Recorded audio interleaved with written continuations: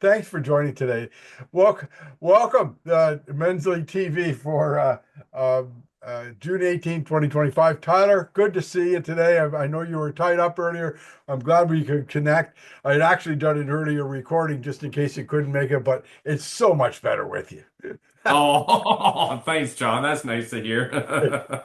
Hey, listen, Tyler, yesterday was Wildcard Wednesday.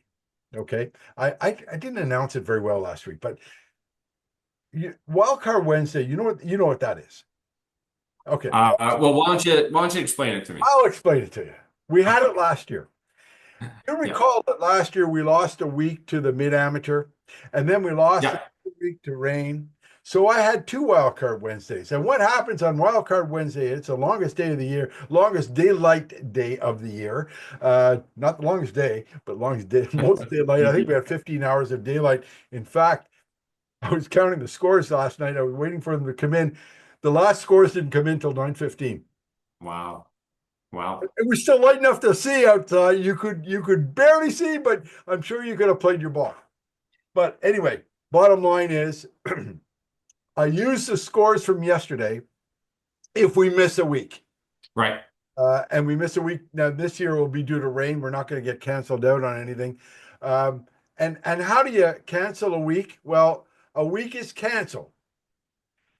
Like, yes, if half the field that signed up didn't show up. So yesterday we Right. had 225 players that possibly could have come out. And if, let's say, less than half of that came out, then that week we wouldn't award prizes.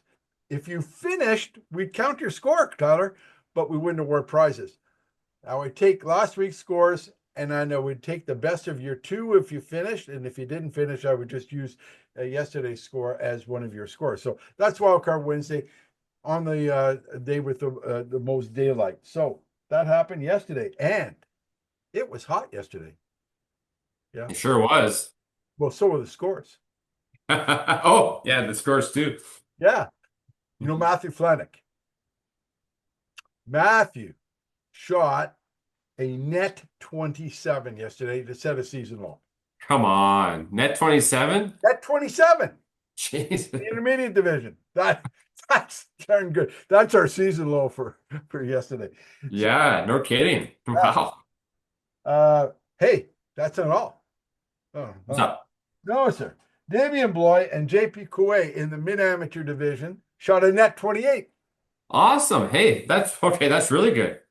Well, the sad part for those guys is they tied for first. And how I break ties to get the first place prize is I put you in a name generator, and Yeah. Damien won. Poor JP shoots a great round, no prize. Sorry, JP. Oh, Go. JP has some new irons. That's what got him there. He got Oh, those new irons. we'll talk about that in a minute there. Uh, one more. Art Ridgway won a four-way tie for the Masters division. We had four people tied with 22 points. Once again, name goes in a name generator, and Art, you won this time. So good for you, Art. That's great. 23 teams had 40 or more points yesterday. What? Wow. 23 teams. Are Is you that weird? 48 players had 20 or more points? Yeah, that's pretty impressive, John. That's really good golf out there. Oh, it was incredible. It was just, there was no wind. It was warm, and I know a lot of people. Some people quit after 9. So tell me this: Okay. the low gross yesterday was 34, shared by David Denny, and Joe Laird. I'll get back to Joe Laird in a minute because he had an eagle on 5. 34. Everybody else was either par or over. What's going on with the low scores? What's going on? There was no wind yesterday. The rough's been cut down. The greens were running at 9. They were perfect. The weather was great. What's going on? Tell me. What's wrong with these guys? I don't know. I don't know, John. That's a great question. I mean, the scoring conditions are perfect out there. Like you said, the rough's been cut down. The greens are rolling so well. Um, yeah, hey, it's nice to see that we're making some eagles and birdies out there, but we got to put it all together and get those scores coming down a little bit more often.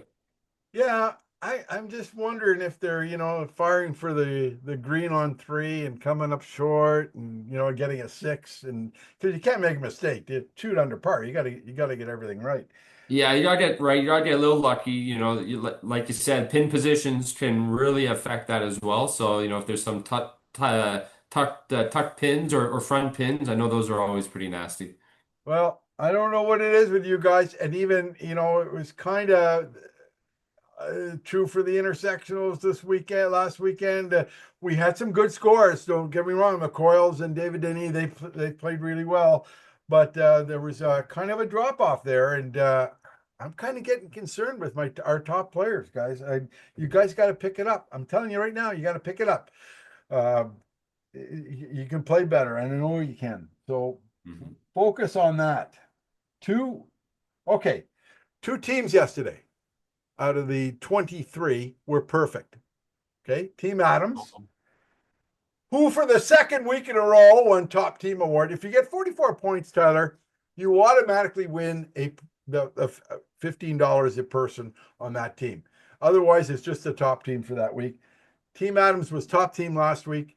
This week they scored 44 points because of JP Coué and Barry Friel. Each got Nice. 22 points each. And Okay. Team Cosenzo was the other one because of Martin Gray and the return of Sajin K. Sajin, good to see you back, buddy. 22 points for Sajin yesterday. So good for him. So that each won 15. The ironic thing there is Tony wasn't here yesterday and he still Mm. won $15. So good. Oh no, he wasn't there. He's in my pool. See, you won't think that's so funny in a minute here, Tyler. No. I got a Okay. fight for you. Hey, big skins winners. I told you about Joe Laird's. He go Yeah. five, right? It was the only skin. No way. Really? What? The Everything else was cut off? only skin in the A division. Like Jared Coyle had three birdies yesterday. Poor Jared. Yeah. Gets skunked again. Bad. He does that a lot. He'll get two, three, four birdies. No skins. Oh no. One Oh. $225. Wow. Hey, Joe wasn't finished. He gets a deuce on number eight. Another 40 bucks. We had more. Rounded. Hopefully he was buying the rounds yesterday. Oh, my goodness. We had two more single skins winners. Charlie Potvin in Good. Okay, that's awesome. B division got a birdie on two. He Okay. won $185. Nice. Wow. And Mark Cosenzo in the D division, birdie number three. And he won 155 bucks. Oh, that's awesome. Great. Stuart McMahon won the only deuce in C and won $60. So the deuces are turning out pretty good. I'm impressed. I'm impressed. Uh, I Okay, think that's great. I saw them all afterwards, and I know that they don't always know what if they've won anything or not, but they're all in the clubhouse afterwards having a bite to eat, and they all seemed to have smiles on their faces. So I think they kind of knew they did well. really? Okay, well, they won some big money. They won some big money. Uh let's Tyler, we're gonna look at some fantasy results yesterday. So the weekly winner for fantasy yesterday was Jim Kelly. Jim had Aiden Coyle. Can you see this, Tyler? Yep. Yep. Aiden Coyle, Doug Harvey, Adam Lee. Look at Adam. Oh no. Back. Wow. Adam is back. Remember the last couple of weeks we were on his case? Yeah. He is back. That's I'm supposed to give him a lesson later today. He's probably going to cancel now. He got 22 points. He says, Tyler, I can't hit the ball. I need a lesson. And then now he goes out and gets 22 points. 2 points. Hey, look at Cameron Gall yesterday. He Oh was no. 1 point off. He had Elliot, Adam, and Graham. Never, Um, not going to hear the end of that. yeah, yeah. Nolan Reynolds. Look at this. Andrew, Nice. he had 56. I was a little off there, but hey, Tyler, let's Yep. look where you are yesterday. Why Okay. don't I see my name up there? Oh, wait a minute. It's coming. It's coming, Tyler. Let's look down the list here. Where's my name? Wait a minute. Where's the yellow? There's a yellow band here somewhere. There's a Come yellow on. band here somewhere. Oh, we got to go down 54, 50, What? 51, 50, 49, Come on. 48. Tyler, 40, 36, 35, 39 points, Tyler. Oh no. Where's my dark horse? Two of them were gone. Two of them are gone. That's not fair. I need a ghost partner, a blind partner. Oh So no. the overall leader, let's see, Graham Sinclair with 397 points. Um, Nolan's up there, 385. Yeah, Cameron's up there. And I yeah. don't feel bad, but 341. I don't do bad. Oh. Anyway, let's take a look at some of the standings here for yesterday. There's our buddy David Gervin. You know what David did yesterday with his new clubs? You know what he did with his new clubs yesterday that he wouldn't do the week before? And Yeah, take out those new clubs the week before. Yesterday he scores 20 points. 20 nice. points. Thanks, David. Well done, David.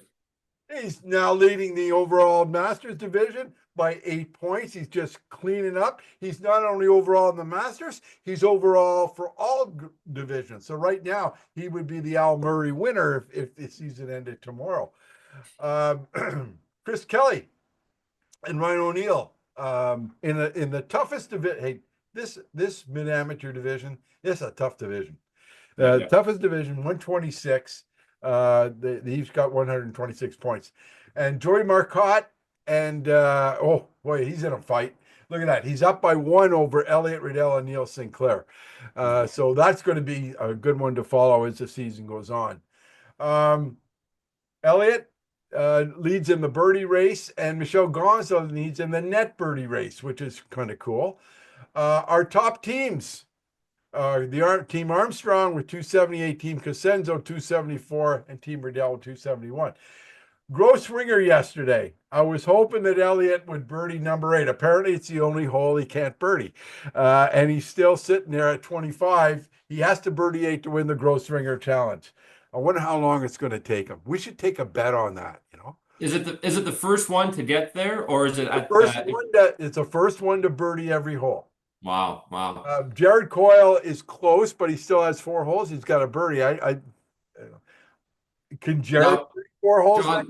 John, is it the first one to birdie every hole, or do Eagles? Birdie or better on every. Okay. So Elliot has got birdie or eagle on every hole except number 8. What do you think? Let's take the debate on over under. It's going to take them over 2.5 weeks or under 2.5 weeks to do it. What's your bet? I think he's going to birdie it within the next 2 weeks. Okay, I'm going to take the over. I'll take 3. Okay. You take I'm taking over 2.5. You take the so Elliot, there you go. You got your challenge. You know what you're doing.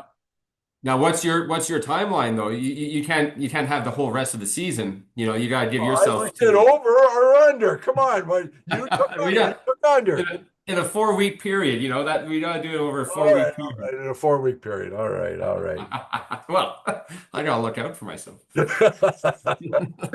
Hey Tyler, I just wanted to point out to our members, the flights they vary each week, and they vary by, like if you've got an index of 0 to 4.66, you're in A flight. This number, this 4.66, 7.64, 9.9, that changes every week, and it changes depending on where the numbers fall. So I take the total field, I divide it into 4. Wherever your numbers fall, that's where you land up. So check that every week. We have a skins report that tells you what flight you're in every week, and that helps you. These are our flight leaders so far. Joey Marcotte's in the A flight with 133. Neil Sinclair, 132. There's our buddy Dave Gervin with the new clubs, 134. And Michelle Gosselin with 126. So that's Love it. yeah. Cool, huh? No, that's a powerhouse. Some powerhouse names right there. Very, very impressive names. I was very impressed with the scoring this week was terrific by the players. As I said, I'm concerned about the A players, but yeah, I have faith. I believe they're going to come around. Now, mind you, I was a guy that believed the Edmonton Oilers are going to win the Stanley Cup this year. I also believe that Bryson DeChambeau was going to win the U.S. Open this year. Sometimes my beliefs don't turn out so good. And you're a Dolphins fan, so I mean, come on. I believe they're going to make the playoffs this year. I really do. I really believe that if they can find a cornerback. You know, Quarterback, why don't corner. we just They don't have any outside corners, but they got a quarterback that can stay healthy. We're going to be there. and here's to the Red Blacks maybe winning their first game as Oh, they well. lost last week again. Oh no. Yeah, they're 0-2, I think, right now. So Oh dear. Oh dear. Tyler, we're getting ready for the Black Tea Challenge. Are you sharpening up your clubs there? Are you getting them cleaned and grooved up and you yeah, little update on that. So playing tomorrow in the Senior Ryder Cup. So Fergus and I are matched up against each other. So that's going to be one little round, and then Fergus and I are also playing in the PGA of Ottawa Summer Open on Monday at the Rivermead. oh wow. You know what? I haven't been to the River Mead. The last time I remember being there, you're not going to believe this. This must have been in the 70s. The Oh, Canadian Championship there, because Mo Norman was there. I was a young boy. no way. Yeah, I was a young boy. I was looking to caddy for somebody because I was a caddy at the Royal Ottawa. This could have been in the 60s, actually. You And were young at one point? Wow. yeah, and I'm sitting there waiting to get called to do a caddy for one of these pros, eh? And Yeah. got called, but Uh, it was the last time I was at Rivermead. I think that was the tournament that Mo Norman had I don't know who they picked for his caddy. He was inexperienced, but he was a big guy, you know. mm. You won't believe. That's I love the Rivermead. It's such a good Mo marked course. this ball with a quarter. Oh yeah. Ball. And his caddy came on. I don't think a guy ever caddy before. He picks up the quarter. He says, "Hey, look, I found a quarter on the green."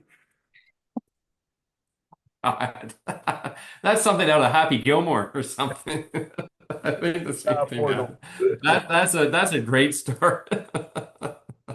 But I believe that was the last time that I was at Rivermead. I'd love to have played that course. I never did. Oh, yeah. But that, I grew up just down the road from Rivermead. I grew up in Elmer, just down the road from there. oh, So yeah, cool. yeah, Cool. yeah. Well, Tyler, I want to thank you for joining me this week. We have nothing special. Oh, I did want to ask you the NGL scores. I I'm kind of on twixt in between whether I should be giving an estimate because last year my estimate was kind of off, like really off. I thought I'd be close. What do you think, Tyler? Should I try to give an estimate of where these guys are with respect to the NGL, National Golf League scores? Because You know what? Why don't we should was it week 3? We just finished week 3? yeah, Yeah, let's work on a summary. Let's give the players an update. You and I can do this off screen, and we'll get them all into Golf Genius so we can see where all the standings are. Because we take the Golf Canada handicap, not the men's league handicap for yeah, that. that's So right. I Yeah. think yeah, that's a great. I think now that we've gone halfway through, let's work on an update so we can tell all the players in the league, and then just gives a little bit more excitement to see who we're going to be able to send to the regional finals. Yeah. Yeah. Okay. So you've got to enter the scores yet? They haven't entered the scores for these yet? Yeah, so Nolan and I are working on that. So Nolan's our go-to person for the NGL score entering. So yeah, we'll get a summary brought out to you shortly on that. All right. That's great news. I was asked that question this week, so that really helps. Hey, thank you very much for joining me. I know you were busy, and you freed yourself up, and I really look forward to our talks, and I think the members do too, Oh, by the number of views. thanks, So John. until next week, everybody, hope you all play well.